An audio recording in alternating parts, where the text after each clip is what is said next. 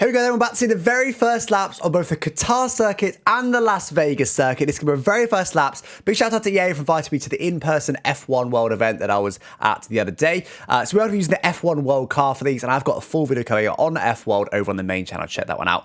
But let's get on with it.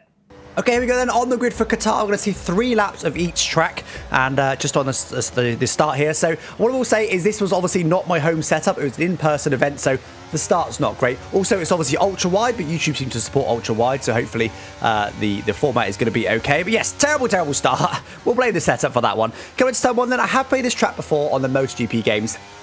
But obviously never in an F1 car, hence using the racing line. But obviously once I do get it at home, I'll be turning off the racing line and learning the track properly. But I just thought better to have a racing line on and actually be doing somewhat representative laps than just be flying off the track at every opportunity. Also the AI, as I said, we are in F1 World mode here. The AI is set to plus 100 AI tech level difficulty, so they are very quick in this one. But yeah, anyway, I think that's what the base is covered. Let's just get on with talking about what we're seeing then. So, as you can see, just over to the AI there. They're pretty safe for that last turn. Now, this track is super flowing. Like, you know, we saw it on, was it 2021? It's unbelievably fast. There is no slow speed corners on this. I do think we go down to second gear in one of the corners. But other than that, you know, they're all 4/5 gears at least. It's all medium to high speed corners. It's absolutely ridiculous how quick this circuit is. And it feels it. I mean, the only thing is the curbs are pretty flat, which is a bit of a shame because it means you can really launch over. But I think that's the same in real life. In real life, they seem to be going over the curbs as well. So I don't think that's actually changed. But yeah, I mean, honestly, it took me a while to get up to speed with this, to really try and send it hard enough. This was by no means my first lap. In fact, this was some of my last laps of the day. So I'd already been in the rig for an hour or two. It's not like the rig was completely brand new to me. Sure, I wasn't fully up to speed, but it's not like I'm just trying to get used to the rig here. The track is just so damn fast. Let's talk for a lap then. Coming down the quite long straight DRS zone there. Braking pretty late to turn 1, down to 4th gear only to turn 1. So it's not really a massive braking zone. It's going to be all about DRS overtakes through there, I think. Down a couple of gears again, down to 4th through here. Might even be 5th in real life through there. Maybe it's pretty quick. Absolute flat through the right-hander. And then we've got quite a long right-hander coming up, which I think is maybe 4th gear again or so. It's the right, I know it's 5th gear through there. And this one here, wasn't quite flat. It seemed to take a big lift there and ended up going off the track. AI goes around my outside here. This is the slowest speed turn on the track, down to 2nd, but with a start to a line. Probably more like 3rd gear in real life, I'd have thought. But yeah, I mean, not great through there. I just sent it into here as well. This is a super long right-hander. Bit of a weird section this. You've got to get it into there. Then absolute flat here. Bit of a tap from the AI. Absolute flat through the left-hander to then chuck it into the right-hander. This might be flat with a good setup. And I'll have a little look down the inside here. Again, down to 3rd gear there. It's probably more like 4th gear in reality. Absolutely flat for this left-hander. This one's a bit of a challenge on a MotoGP bike, but it's no problem at all in an F1 car. It's basically a straight.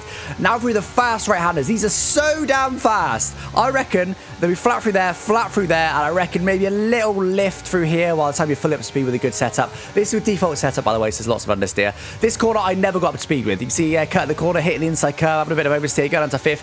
I think that's a 6th gear corner. You've got to go full send through there. I never managed to get up to speed with it because you send it way harder than you realise. Good example there of using lots of curve for the final turn. So as I said, it is pretty flat, but that is the case in real life. We saw when they did race it previously in F1 cars, they were taking a lot of curb there as well. So it's not excessively unrealistic, the fact that the curbs are super flat, but track limits are going to definitely be an issue in the game. Obviously, you have got the corner cutting rules to switch on, but it's definitely going to be a problem. But also, the fact you got more grip at high speed in F1 23 helps with this track because it's such a medium to high speed track. You can really send it into the turns, and as I said, I'm quite excited to give this a go with some sweaty esports setups, see how good it is, and see if corners like that one are going to be completely flat out.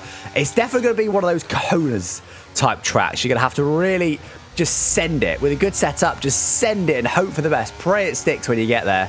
Other corners like this, just a bit long. You just got to get the right speed and go for it. That's a pretty normal one. This next one, though, for example, the right-hander is going to be a cojones corner. You just got to be flat through there and just keep your fingers crossed that you can keep it at the track limits. Try and get it over to the right side as fast as you can. Down to 3rd gear again, probably more like 4th in reality. Try and get the exit on the sort of curvy traction zone there. Absolutely flat through the left. And again, these corners will be flat with a nice setup. But you'll have to have, you'll have to be brave. You'll have to be brave, put it that way. That's, yeah, lots of off tracks there, as you've seen, because of the curves being quite generous and also not knowing the track. So just lose a position there to the AI.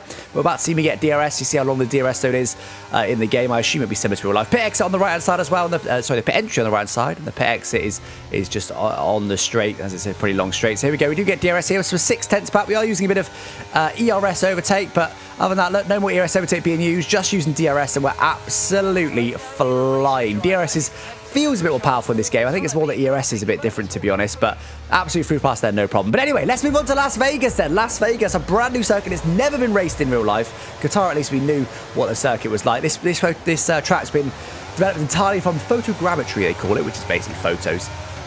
And AI on much slower. There was actually a bit of a bug in the build that we were using, whereby the tech level modifier, or multiplier, whatever it's called, wasn't working on certain tracks. So I don't know what that bug was. I've reported it. Hopefully it's resolved before release. But yeah, that's what you're seeing here. So the AI are way easier on this one. And this is my first lap on Vegas. My very first lap. So I had no idea really where I was going at all. Apologies for the odd stutter you get here and there. Again, I had nothing to do with that. It was all the rigs we were given, and I just, you know, recorded what I recorded and hoped it'd be okay. And there was a little bit of lag in the footage afterwards, unfortunately. But anyway, yeah, I mean, Vegas itself, definitely a bit different. And honestly, I quite like it for that. I'm a bit, I don't know, I'm not fully convinced about it. I like it because it's different, put it that way. Some of the straights are mega long, like crazy long, Baku style long.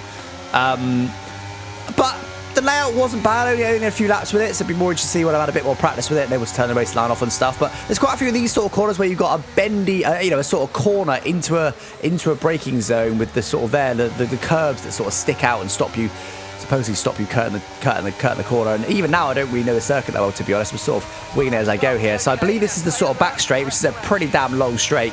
Yeah, this is the really long one. And then you've got a corner, which is the sort of triple corner that leads on to the start-finish straight. But look at this, look, no DRS, and we're literally reached VMAX speed comfortably. This straight is ridiculously long. And hard on the brakes. That'll be a big braking zone there. Relatively tight corner here. I think people might end up in that wall on the right-hand side. And it's sort of a weird left there. You've got to make sure you set yourself up nicely for that to make sure you're flat through the left. And then here, this is the straight. You've got the pit entry on the left-hand side there. Yeah, there it is. Is that it? Maybe? Yeah, there we go. There's the pit entry. And a little bit of a curve around the final turn as we go to the first turn again. So not quite so long there to start finish straight. But yeah, I mean, it's a little bit different. As I said, let's talk through it. So there was turn one, which is sort of a curvy corner. This one is just sort of a bit of a lift and then flat again. You get a bit held up by the AI here, but a bit of a lift and then back to flat again.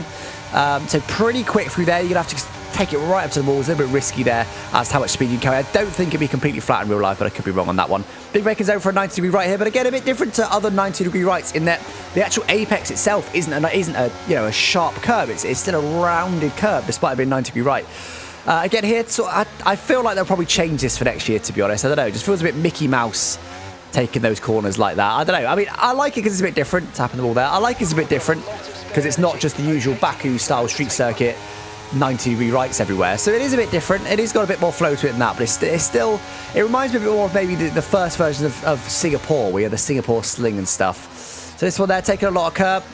And apologies for a little bit of lag there, but taking a lot of curb there. This is the super stupidly, ridiculously long back straight. I can't believe how the DRS is active there as well. I think they'll be shorter than that in real life, to be honest, because it's just so long. Like, it just goes on forever. You think, oh, it must be getting towards the break zone now. No, still going, still going, still going, still going, still going. It's just like, look at it. It's ridiculous. I don't know if this, I think this must be the Las Vegas Strip, I guess. Then hard on the brakes again. Again, I think these curves will probably move for the next year. And then again, you got to try and be absolutely flat there. Just lifting slightly there as I'm heading towards the wall, but that will be flat in real life and even when you're up to speed on the game. And then there we go. That's a lap of Vegas, just coming now to the end. And this is an absolutely flat-out left-hander, which is a sort of nothing corner, really. Then back into turn one. There's my fast lap, 1 minute 40.8. As I say, quite excited to give this track a go when I'm at my home setup and I'm able to get a bit more used to it, got a bit more time. I'll be doing that before launch, well, probably for launch now. But do keep an eye on the channels, guys. As I say, do make sure you subscribe to the Alex Getting Gameplay YouTube channel, this channel, because I'll have lots more content just like this. And on the main channel, lots more analysis-style content. So I've got some F1 World analysis going out on the main channel today. And then also we'll have things like the review and that kind of thing over on the main channel. Much more detailed videos and potentially some mods as well if we can. So make sure you subscribe to both channels, guys. And yeah, that was Vegas. That was Vegas and Qatar. Honestly, I quite like them. Very different. Qatar's super high speed, like real ballsy lap, sending it medium high speed corners. And Vegas is a bit different, and I like that it's different. They haven't just done the usual 90-degree right, as I said. You know, it's nice. It's nice. It's a different track. Like this sort of section, super high speed. I mean, these are corners, but you know they're flat, but it's still super high speed. Like it's absolutely ridiculous. This is actually top end wise, I think will probably be one of the faster tracks on the calendar. maybe with the exception of Mexico, because that's got such high altitude. But I like it. I'm quite excited to see what it is like in real life, and I'm also interested to see how they tweak it, you know, from these plans in the game to what they're going to do in real life, and then also next year if they end up evolving things, you know, with maybe moving some barriers back or tweaking some layouts, moving some curbs. You should see what they do. But yeah, anyway, guys, hope you enjoyed this little preview here of the Vegas and Qatar circuits. Like I said, don't forget to subscribe if you haven't already. Got lots more content coming out soon. Almost spin it there, right as we rounded out the video, full opposite lock. We managed to catch it, and there we go, guys. And yeah, we're going to do some more content these soon. I'm starting to get it in my home setup, because we can actually do it justice a bit more and actually get up to speed with it rather than this sort of rushed style I've done here. But anyway, guys, thanks for watching. I'll catch you next time. Bye-bye.